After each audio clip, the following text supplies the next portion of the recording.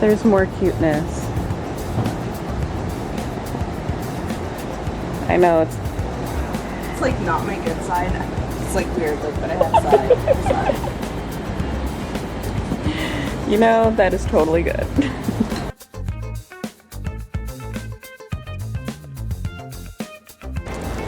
Good morning, coffee.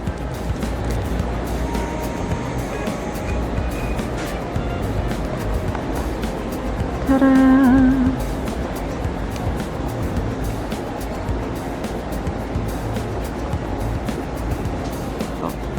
I was doing that this morning with our B&B. It's like, oh, I have people live up there, sorry.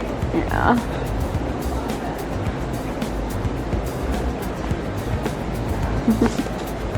Do you want to wave and say hi? Morning! There we go.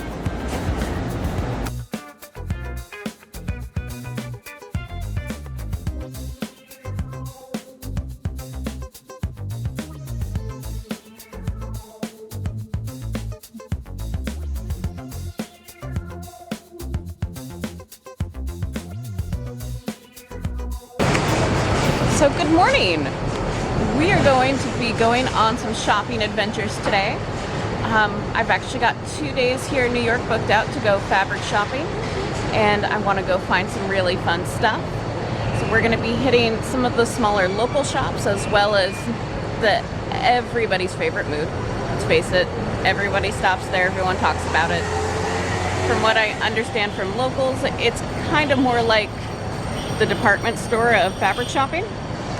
So if you're not finding what you want at the smaller shops, you will probably find it there, but probably also at a higher price. So come join me on a little bit of adventure time, and we'll see what we find for my upcoming projects.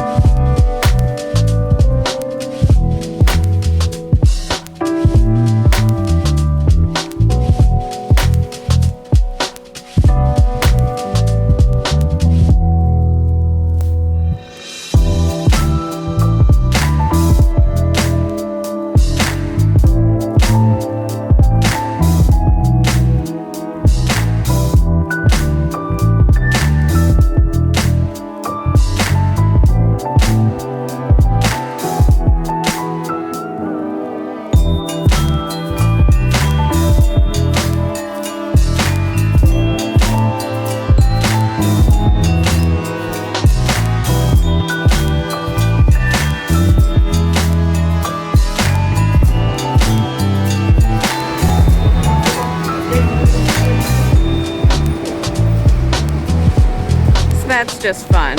I mean, let's face it, it just is.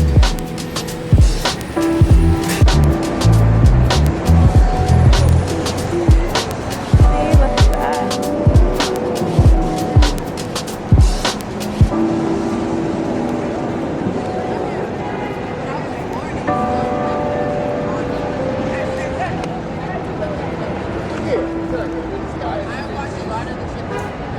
If you go through the history of the garment district, we have a lot that we owe to immigrants, just like with the very history of our country here in the United States. The New York the New York Garment District, I can use the correct name, it had a ton of immigrants from Eastern Europe, Jewish immigrants, as well as from other places that really focused in on those trades, whether it was the manufacture of garments or just going through and doing the manufacture of the fabric, the thread, all of that. They actually have a really cool statue that you saw a clip of that is commemorating a lot of the Jewish immigrants and their contributions to that part of the larger fashion ecosystem in New York City.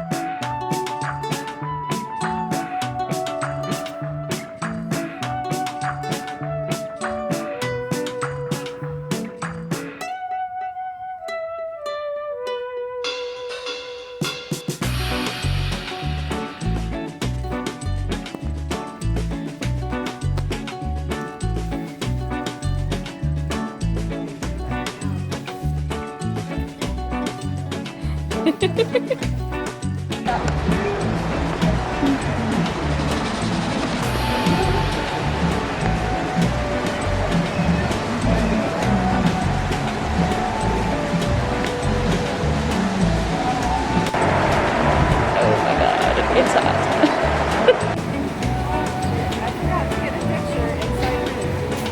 Aw.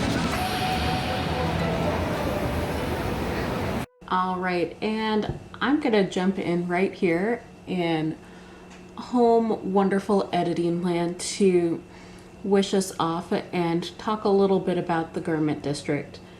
Turns out that all of my recordings I had been doing didn't really go so well out in the middle of the street. We went on a Saturday and on a Monday. The Saturday out in the garment district was super busy.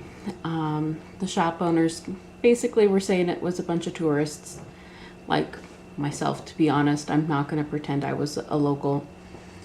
But on Monday, it was more of the day-to-day business of the garment district that was going on. And with that comes all of your Monday morning deliveries. So they had a ton of trucks dropping off new merchandise orders, new supplies, all of that sort of thing that they were going to then need to start stocking and putting away. And the sound of the big trucks completely drowned me out. But that kind of brings me back to some interesting points about the garment district.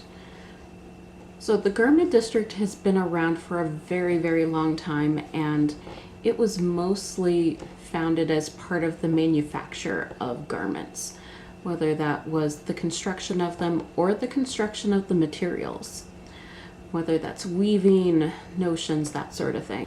The garment district itself took a pretty big hit as far as the business and the number of different shops and factories being open in the 20th century, when a lot of the weaving and other production was able to be outsourced to other countries. The garment district is just one part of our larger sewing ecosystem that we have in New York.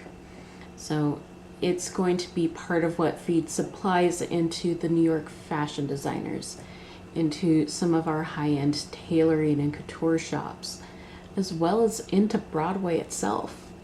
While a lot of the fabrics I was interested in were for historical projects and historical costuming, the vast majority of the shops I was going through had more fantastical fabrics with sequins, with stretch, with all sorts of other very modern requirements. And those modern fabrics and those modern textiles are a big part of what makes the New York garment district work.